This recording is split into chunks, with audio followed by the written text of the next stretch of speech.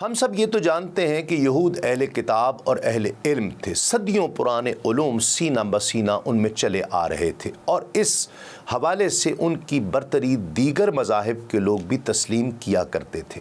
جب رسول اللہ صلی اللہ علیہ وآلہ وسلم کی مدینۃ المنورہ میں قبولیت بڑھتی چلی گئی تو یہود نے اپنے انہی علوم کو بروئے کار لاتے ہوئے حضور نبی کریم صلی اللہ علیہ وآلہ وسلم کو معاذ اللہ آزمانے کی کوشش شروع کر دی، اور اس مقصد کے لیے شرارتی قسم کے سوالات تیار کیے۔ مدینہ میں یہودیوں نے رسول اللہ صلی اللہ علیہ وآلہ وسلم کی خدمت میں آ کر ایسے سوالات پوچھنے شروع کر دیے جن سے حق اور باطل کٹ بڈ ہو جائیں اور بات صاف نہ ہو سکے۔ مقصد رسول اللہ صلی اللہ علیہ وآلہ وسلم کو پریشان اور خوف زدہ کرنا تھا۔ ایک مرتبہ انہوں نے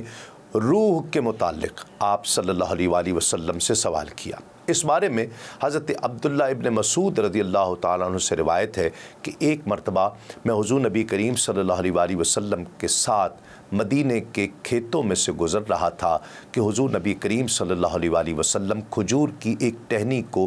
عصا کے طور پر پکڑے ہوئے تھے۔ اسی وقت ہم یہودیوں کی ایک جماعت کے پاس سے گزرے۔ وہ لوگ حضور نبی کریم صلی اللہ علیہ وآلہ وسلم کو دیکھ کر آپس میں باتیں کرنے لگے اور ان سے ایسی کوئی بات نہ پوچھا کرو جس کے جواب میں کوئی ناگوار بات سننی پڑے، یعنی حضور نبی کریم صلی اللہ علیہ وآلہ وسلم انہیں ایسا جواب نہ دے دیں جو اس بات کی دلیل ہو کہ آپ صلی اللہ علیہ وآلہ وسلم ہی وہ امی نبی ہیں، جبکہ ہم آپ صلی اللہ علیہ وآلہ وسلم کی نبوت کو ماننے سے انکار کرتے ہیں۔ اس کے بعد یہ لوگ آپ صلی اللہ علیہ وآلہ وسلم کے پاس آ گئے، کہنے لگے اے ابو القاسم، ارواح کیا چیز ہے، یعنی روحیں کیا چیز ہیں؟ اس پر حضور نبی کریم صلی اللہ علیہ وآلہ وسلم خاموش رہے۔ حضرت ابن مسعود کہتے ہیں کہ میں سمجھ گیا کہ آپ پر وحی نازل ہو رہی ہے۔ پھر حضور نبی کریم صلی اللہ علیہ وآلہ وسلم نے یہ آیت مبارکہ پڑھی، اعوذ باللہ من الشیطان الرجیم وَيَسْأَلُونَكَ عَنِ الرُّوحِ قُلِ الرُّوحُ مِنْ أَمْرِ رَبِّي، اور تم سے روح کے متعلق پوچھتے ہیں، تم فرماؤ روح میرے رب کے حکم سے ایک چیز ہے۔ یعنی یہ لوگ اس روح کے بارے میں سوال کر رہے ہیں جس سے ایک حیوان یعنی جاندار کو زندگی ملتی ہے، لہٰذا ان سے کہہ دو کہ روح میرے پروردگار کے حکم سے بنی ہے۔ اس پر ان لوگوں نے تسلیم کرتے ہوئے کہا کہ یہی جواب ہم اپنی کتاب یعنی تورات میں بھی پاتے ہیں۔ ناظرین کرام، یہودیوں نے حضور نبی کریم صلی اللہ علیہ وآلہ وسلم سے یہ سوال اس لیے کیا تھا تاکہ آپ کو جواب دینے سے عاجز کر دے معاذ اللہ، اور آپ صلی اللہ علیہ وآلہ وسلم سے ایسا جواب حاصل کر سکے جو غلط ہو، یعنی آپ کو اس کے ذریعے جھٹلایا جا سکے، کیونکہ جہاں تک لفظ روح کا تعلق ہے یہ ایک مشترک نام ہے جو انسانی روح کے لیے بھی بولا جاتا ہے اور قرآن پر بھی اس کا اطلاق ہوتا ہے، اور اسی طرح حضرت عیسیٰ علیہ السلام، جبریل علیہ السلام اور دوسرے فرشتوں کی دوسری صنفوں مثلا روح کے لیے استعمال کیے جاتے ہیں یہ لفظ۔ اب یہودیوں کا مقصد یہ تھا کہ حضور نبی کریم صلی اللہ علیہ وآلہ وسلم ان میں سے جس روح کے متعلق بھی جواب دیں گے اس کے متعلق وہ کہہ دیں گے کہ روح یہ نہیں ہے، مگر حضور نبی کریم صلی اللہ علیہ وآلہ وسلم نے ایسا اجمالی اور کمال جواب دیا کہ جو حقیقت میں ان کے سوال اور ان کے فریب کا بھی جواب بن گیا، کیونکہ اس جواب میں روح کو اللہ کا حکم اور امر قرار دیا گیا، اور جن چیزوں کے لیے روح کا لفظ استعمال کیا جاتا ہے وہ سبھی اللہ کے امر اور حکم کے مامور اور محکوم ہیں۔ جب اللہ رب العزت نے یہودیوں کے متعلق یہ آیت مبارکہ نازل فرمائی، اعوذ باللہ من الشیطان الرجیم وما اوتیتم من العلم الا قلیلا، اور اے لوگو تمہیں بہت تھوڑا علم دیا گیا ہے، تو یہودیوں نے اس ارشاد پاک کو جھٹلاتے ہوئے کہا کہ ہمیں بہت زیادہ علم دیا گیا، ہمیں توریت دی گئی ہے، اور جس کو توریت دی گئی ہو اس کو حقیقت میں زبردست خیر اور بھلائی دی گئی ہے۔ اس پر حق تعالی نے سورہ کہف کی یہ آیت مبارکہ نازل فرمائی،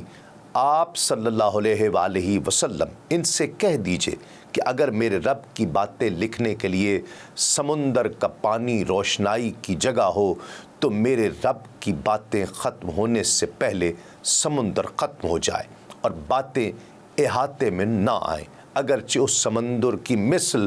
دوسرا سمندر اس کی مدد کے لیے ہم لے آئیں۔ پھر اسی طرح یہودیوں نے ایک مرتبہ حضور نبی کریم صلی اللہ علیہ وآلہ وسلم سے پوچھا کہ اگر آپ نبی ہیں تو یہ بتلائیے کہ قیامت کب قائم ہوگی۔ اس پر یہ آیت مبارکہ ان کے جواب میں نازل ہوئی، ترجمہ ہے کہ تم سے قیامت کو پوچھتے ہیں کہ وہ کب کو ٹھہری ہے، تم کہو اس کا علم تو میرے رب کے پاس ہے، اسے وہی اس کے وقت پر ظاہر کرے گا۔ ایک مرتبہ دو یہودی رسول اللہ صلی اللہ علیہ وآلہ وسلم کے پاس آئے اور آپ صلی اللہ علیہ وآلہ وسلم سے ان آیات کے بارے میں سوال کیا کہ اور بے شک ہم نے موسیٰ کو 9 روشن نشانیاں دیں، تو بنی اسرائیل سے پوچھو۔ جب وہ ان کے پاس آیا تو اس سے فرعون نے کہا کہ اے موسیٰ، میرے خیال میں تو تم پر جادو ہوا ہے۔ حضور نبی کریم صلی اللہ علیہ وآلہ وسلم نے ان یہودیوں کو جواب دیتے ہوئے فرمایا کہ وہ 9 نشانیاں یہ ہیں کہ اللہ کے ساتھ کسی چیز کو شریک نہ ٹھہراؤ، زنا مت کرو، سوائے حق کے کسی شخص کی جان نہ لو جسے اللہ رب العزت نے تم پر حرام کر رکھا ہو، چوری مت کرو، سحر اور جادو ٹونے کر کے کسی کو نقصان نہ پہنچاؤ، کسی بادشاہ اور صاحب اقتدار کے پاس کسی کی چغل خوری نہ کرو، اور سود کا مال نہ کھاؤ، اور گھروں میں بیٹھنے والی عورتوں پر بہتان نہ باندھو۔ اور اے یہودیو، تم پر خاص طور سے یہ بات لازم ہے کہ تم سنیچر کے دن جو یہودیوں کا مبارک دن ہے کوئی ظلم و زیادتی نہ کرو۔ یہ جامع اور درست جواب سن کر ان یہودیوں کی آنکھیں کھلی کی کھلی رہ گئیں، لیکن حق کو پھر بھی تسلیم نہیں کیا۔ دونوں یہودیوں نے رسول اللہ صلی اللہ علیہ وآلہ وسلم کے ہاتھ پیر چومے اور کہا کہ ہم گواہی دیتے ہیں کہ آپ صلی اللہ علیہ وآلہ وسلم اللہ کے نبی ہیں۔ آپ صلی اللہ علیہ وآلہ وسلم نے فرمایا تو پھر تم مسلمان کیوں نہیں ہو جاتے؟ کہنے لگے ہمیں ڈر ہے کہ اگر ہم مسلمان ہو گئے تو یہودی ہمیں قتل کر ڈالیں گے۔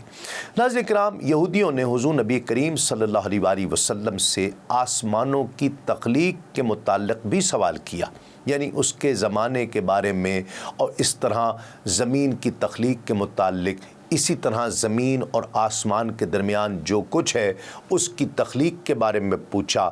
آپ صلی اللہ علیہ وآلہ وسلم نے اجزائے کائنات کی تخلیق کے ایام کے بارے میں فرمایا کہ زمین کو اتوار اور پیر کے دنوں میں تخلیق کیا گیا، پھر پہاڑوں اور ان کے اندر جو کچھ ہے اسے منگل کے دن پیدا کیا گیا، اسی لیے منگل کے دن کو ثقیل یعنی بھاری بھی کہا جاتا ہے۔ پھر سمندروں، پانیوں، شہروں، بستیوں اور ویرانوں کو بدھ کے دن تخلیق فرمایا، پھر آسمانوں کو جمعرات کے دن پیدا فرمایا، پھر سورج، چاند، ستاروں اور فرشتوں کو جمعے کے روز پیدا فرمایا۔ پھر یہود نے پوچھا کہ اس کے بعد کیا ہوا؟ آپ صلی اللہ علیہ وآلہ وسلم نے فرمایا پھر حق تعالیٰ کی تجلی عرش پر جلوہ فرما ہوئی۔ یہودیوں نے کہا اگر آپ صلی اللہ علیہ وآلہ وسلم اس کے بجائے یہ فرماتے کہ پھر اللہ نے آرام فرمایا تو یہ بات ٹھیک ہو جاتی، کیونکہ یہودی بھی کہتے ہیں کہ پھر سنیچر کے روز حق تعالیٰ نے آرام فرمایا تھا، اسی وجہ سے یہ لوگ سنیچر کے دن کو یوم الراحہ بھی کہتے ہیں۔ اسی سلسلے میں حق تعالیٰ نے یہ آیات مبارکہ نازل فرمائیں، اعوذ باللہ من الشیطان الرجیم وَلَقَدْ خَلَقْنَا السَّمَاوَاتِ وَالْأَرْضَ وَمَا بَيْنَهُمَا فِي سِتَّةِ أَيَّامٍ وَمَا مَسَّنَا مِن لُغُوبٍ، اور بے شک ہم نے آسمانوں اور زمین کو اور جو کچھ ان کے درمیان ہے 6 دن میں بنایا اور ہمیں کوئی تھکاوٹ نہیں ہوئی۔ لا حول ولا قوت الا باللہ، آرام اور اللہ کی ذات۔ سچ تو یہ ہے کہ یہودی اپنے انہی گمراہ کن عقائد کی بنا پر صدیوں تک ज़माने की ठोकरें खाते रहे, लेकिन अपनी इस्लाह फिर भी नहीं की। अंदाज़ा कीजिए कि उनकी किताब में सरज़मीन हिजाज़ में एक रसूल की आमद की वाज़ेह बिशारत मौजूद थी, लेकिन सिर्फ अपनी नाम निहाद बरतरी जाते देखकर उन्हें सब कुछ नज़रअंदाज कर दिया और हकीकत से मफर करके फ़रार होकर अपनी आक़िबत तो ख़राब की ही थी, साथ ही दुनिया भी ख़राब कर ली। और दुनिया ख़राब इस तरह के आने वाले दिनों में हम ज़िक्र करेंगे कि किस तरह उन साजिशियों पर मदीने की सरज़मीन तंग कर दी गई और उन्हें मदीना बदर कर दिया गया।